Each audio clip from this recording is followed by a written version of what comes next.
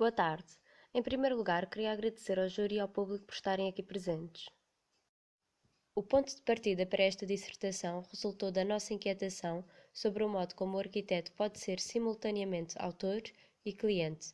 Utilizámos como objeto de estudo 3 casas de 3 arquitetos e, para o melhor desenvolvimento deste trabalho, achámos imprescindível entrevistar cada um dos arquitetos envolvidos. Seria impossível ler criticamente estes projetos sem primeiro localizarmos as 3 casas na cidade de Lisboa. Por esta razão, decidimos traçar um percurso que fizesse simultaneamente a ligação entre elas e que nos permitisse também compreender as relações espaciais que mantêm com a cidade. O percurso até à primeira casa que estudamos é marcado pela sensação de desafogo e pela forte relação com o rio na chegada à Praça do Comércio.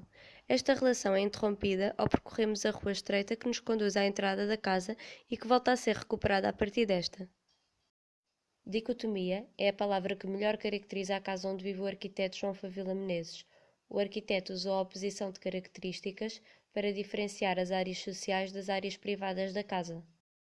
O aspecto mais surpreendente deste projeto diz respeito ao programa, porque, ao contrário do que é comum das habitações portuguesas, o arquiteto optou por criar, no primeiro piso, uma área social mais compartimentada e, no segundo, uma área privada que funciona em open space. Na primeira, utilizou microespaços destinados a diferentes funções e a área de intimidade familiar apresenta-se como um único espaço que é vivido comunitariamente.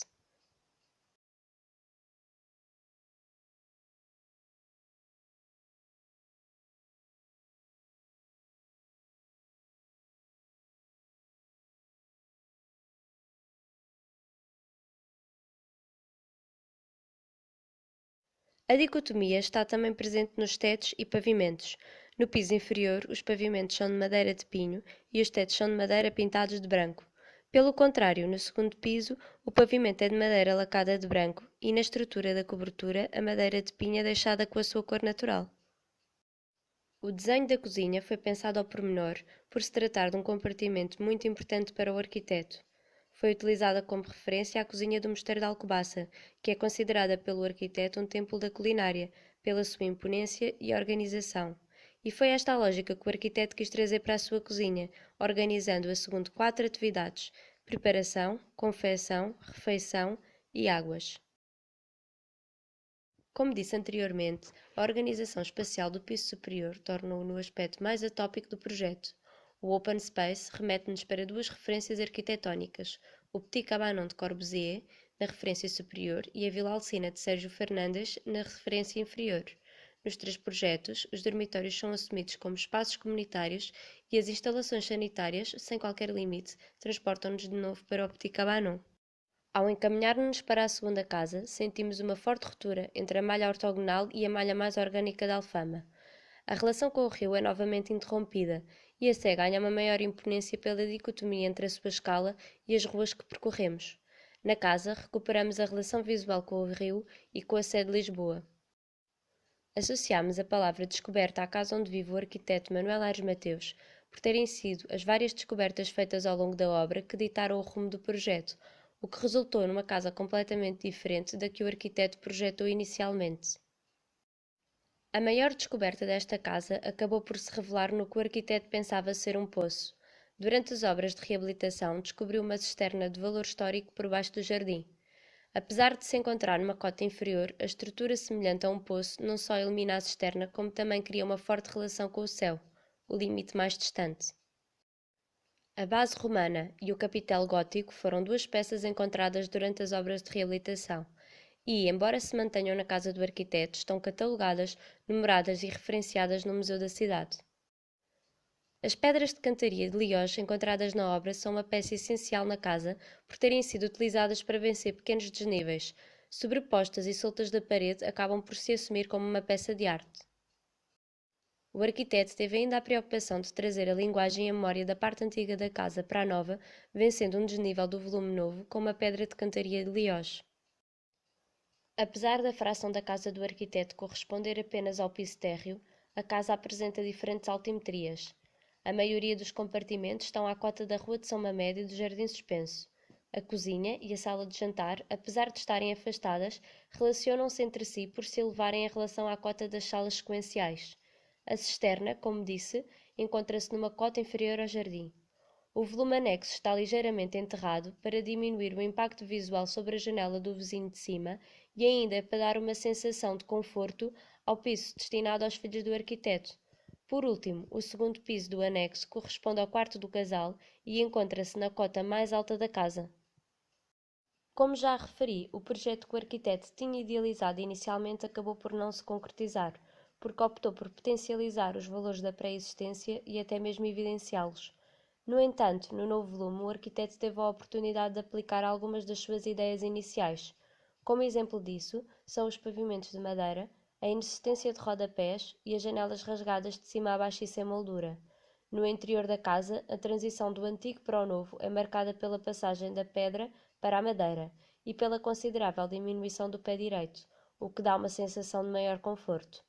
Nestas fotografias é ainda perceptível que, apesar do desenho contemporâneo do novo volume, houve a preocupação de manter uma leitura coerente com o restante edifício.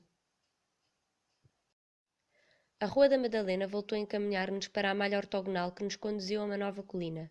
Aqui, a escala voltou a diminuir e as ruínas do Convento do Carmo marcaram o percurso por nos terem transportado para a imponência da Sé.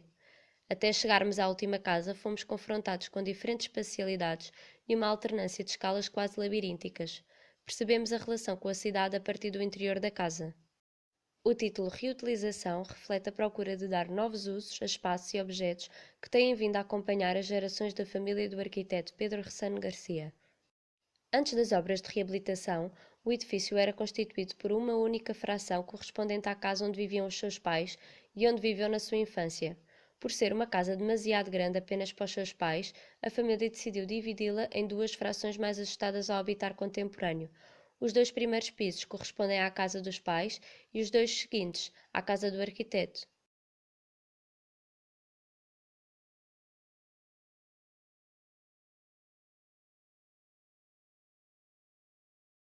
Antes de 1929, existia uma pequena cozinha no último piso do edifício, pelo que, se o arquiteto optasse por colocar as áreas sociais no piso inferior e as áreas privadas no superior, como é comum em duplexes, esta intervenção ia provocar alterações estruturais profundas no edifício.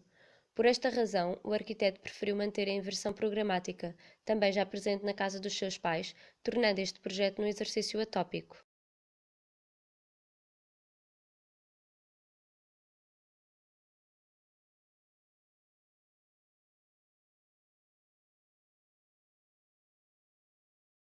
As portas são um elemento de grande peso neste projeto. A diversidade de portas presentes no edifício antes das obras de reabilitação, das mais simples às mais complexas, possibilitou que o arquiteto as utilizasse para hierarquizar os espaços.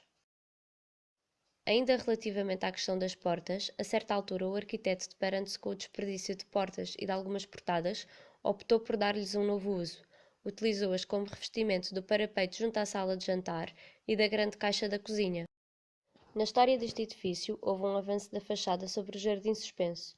Esta alteração provocou um desequilíbrio na estabilidade do edifício, que foi recuperada com a introdução de um elevador que liga o piso da garagem ao piso da cobertura, amarrando a parede mestra de fundações precárias à parede mestra inicial da casa. O piso da cobertura foi a grande intervenção deste projeto. Uma vez que o pé direito era muito baixo, foi inevitável a subida da cota da linha de cumieira, obrigando a reconstruí-lo. A melhor solução estrutural encontrada, que respeitava não só a identidade do edifício, como também garantia a sua segurança, foi prolongar a estrutura essencial do gaioleiro, que se assemelha em planta ao jogo do galo.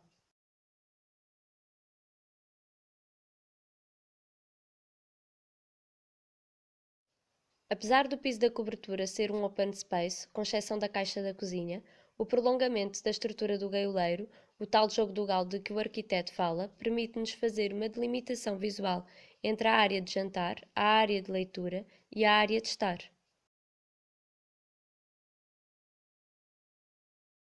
A casa deve refletir mais do habitante do que do autor. Quando os dois se combinam de forma equilibrada, o resultado transmite-se em casas como as três que estudamos, onde o projeto se adapta à vida familiar e a memória é preservada para poder acolher novas memórias. Dou assim por concluída a minha apresentação. Obrigada.